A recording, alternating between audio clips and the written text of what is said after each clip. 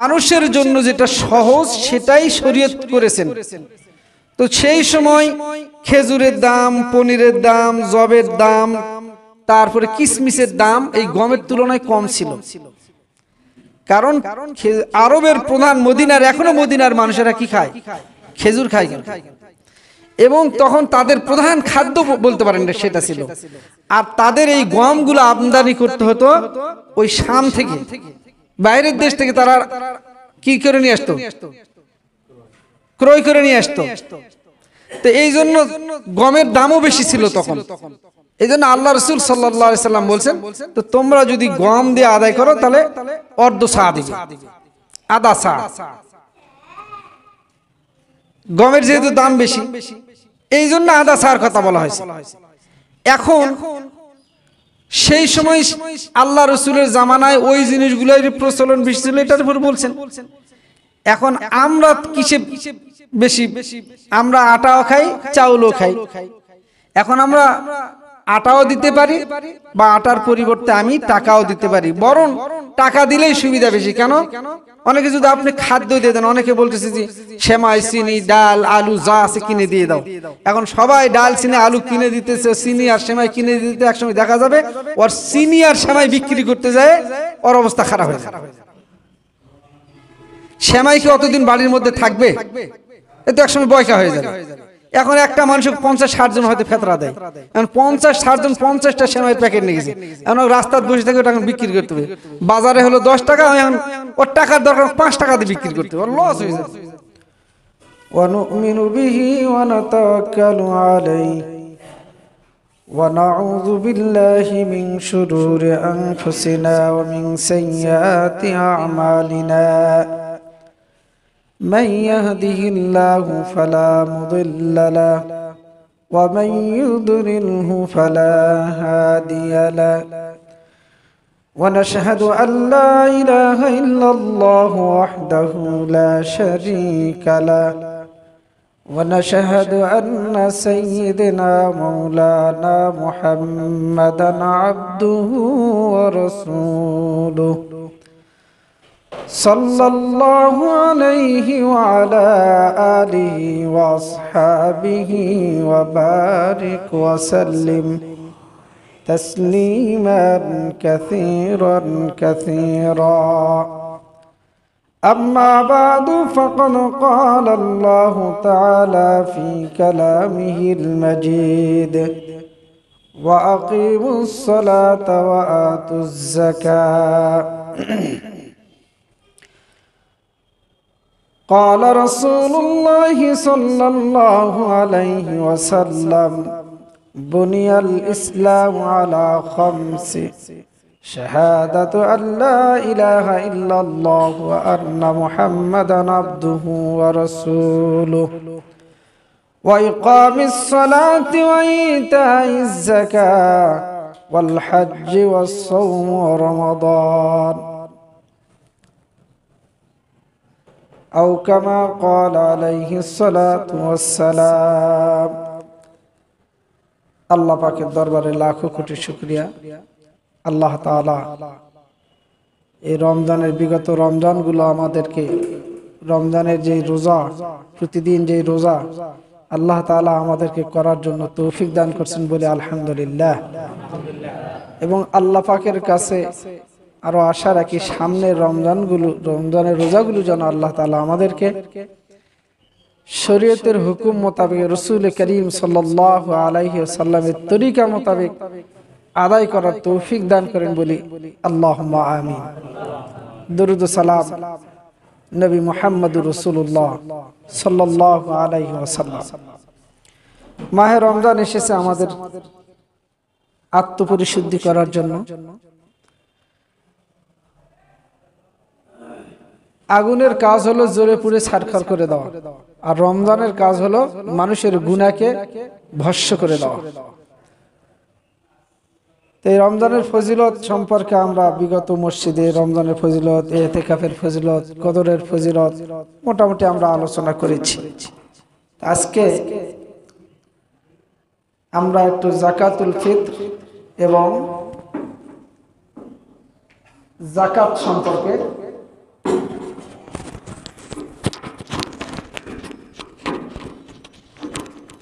আলোচনা করব ইনশাআল্লাহ, যদি আল্লাহ পাক তৌফিক দান করেন। তা আল্লাহ তাআলা মানুষকে দুনিয়ায় পাঠায় দিয়েছেন এবং মানুষের জীবন জীবিকার উপকরণ হিসাবে আল্লাহ তাআলা আপনাকে আমাকে অনেক নিয়ামত দান করেছেন মানুষের চলার জন্য। এই পৃথিবীতে মানুষের কি লাগবে এমন কোন জিনিসের কমতি নাই যেটা আল্লাহ দেয় নাই। একটা মানুষের চলার জন্য যা কিছু প্রয়োজন পৃথিবীতে সব আল্লাহ তাআলা দিয়েছেন। এটা আল্লাহ তাআলা এই জন্য দিয়েছেন যে আমার বান্দারা তো আমার ইবাদত করবে, তা আমার বান্দা ইবাদত করবে, তো ইবাদত করার জন্য তার যে আর্থিক সুবিধা, শারীরিক, মানসিক সব কিছু আল্লাহ তাআলা আগেই অ্যারেঞ্জমেন্ট করে দিয়েছেন।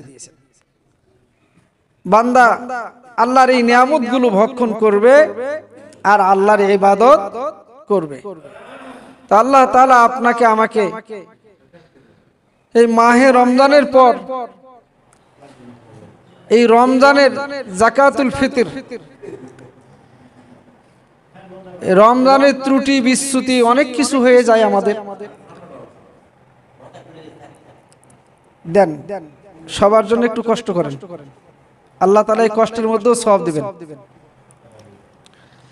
তো মানুষ আমরা যে রমজানের রোজা রাখতেছি, আমাদের রোজার মধ্যে অনেক ভুল ভ্রান্তি হয়ে যাচ্ছে, তো সেটার কাফারা স্বরূপ বলতে পারেন, বা সেটার যে অপূর্ণতা আছে সেই পূর্ণতার জন্য আমরা কি দেই? সাদকাতুল ফিতর দিই। তো এই সাদকাতুল ফিতর কারা দিবে? যাদের উপর যাকাত ওয়াজিব তারা কি দিবে? সাদকাতুল ফিতর দিবে। আবার আরেকটা রওয়ায়াত আছে যে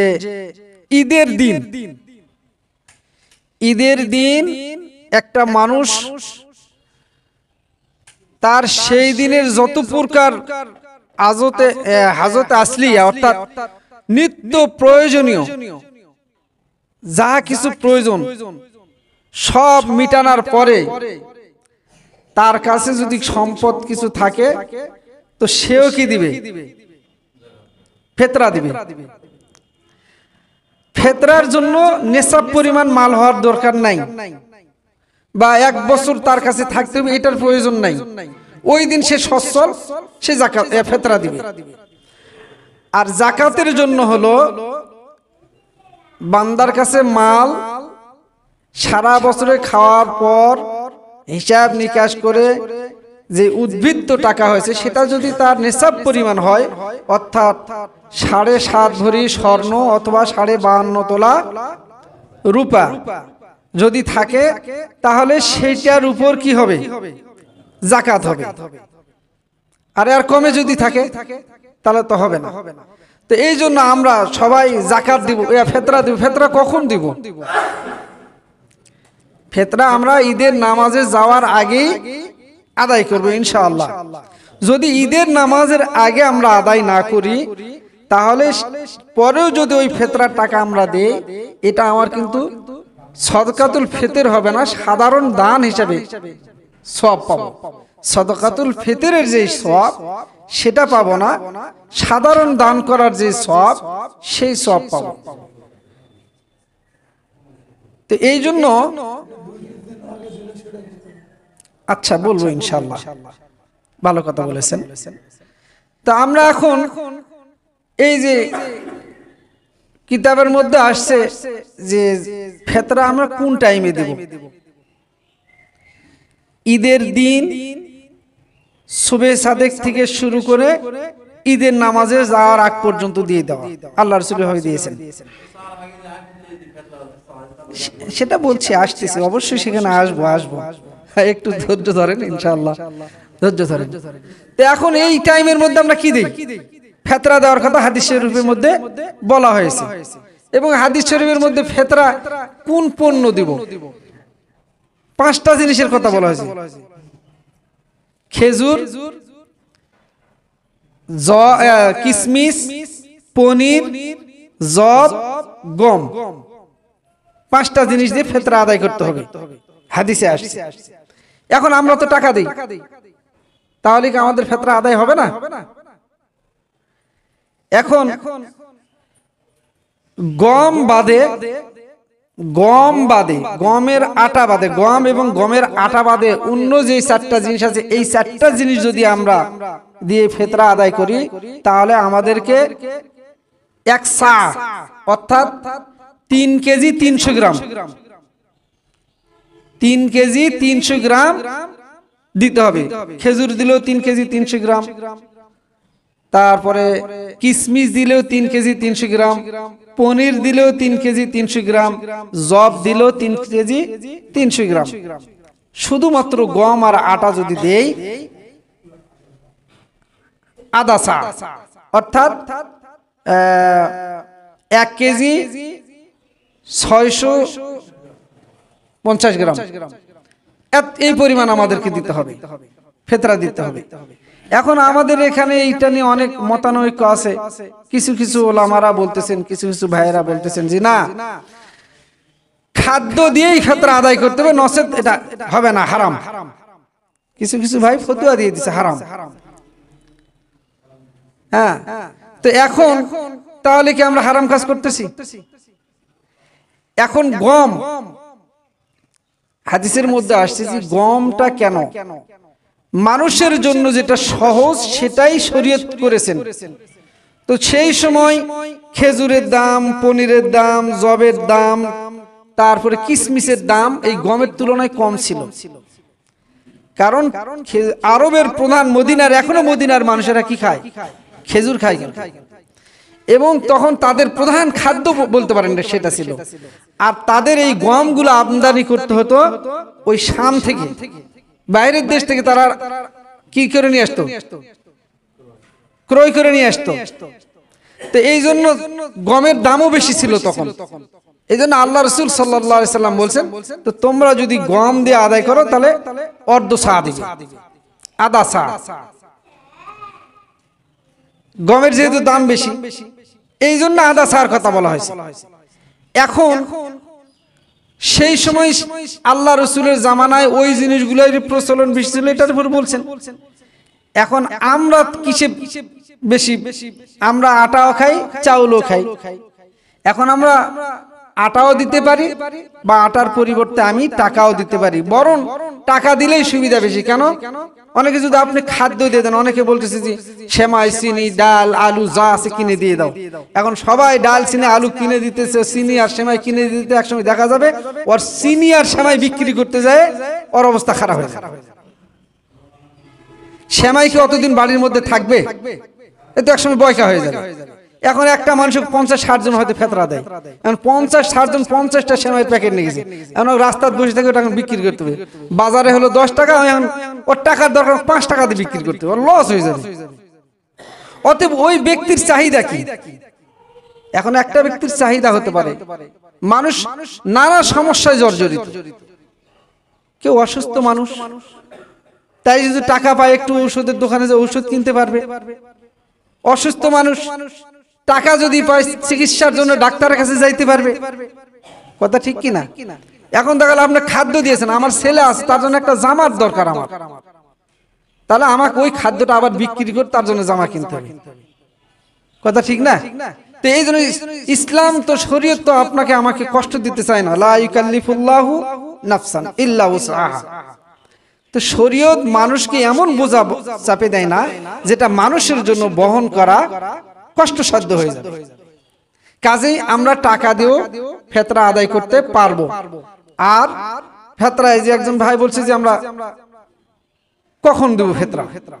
2 দিন আগেও ফিতরা দেওয়া যাবে। 2 দিন আগেও ফিতরা দেওয়া যাবে, কোনো সমস্যা নাই।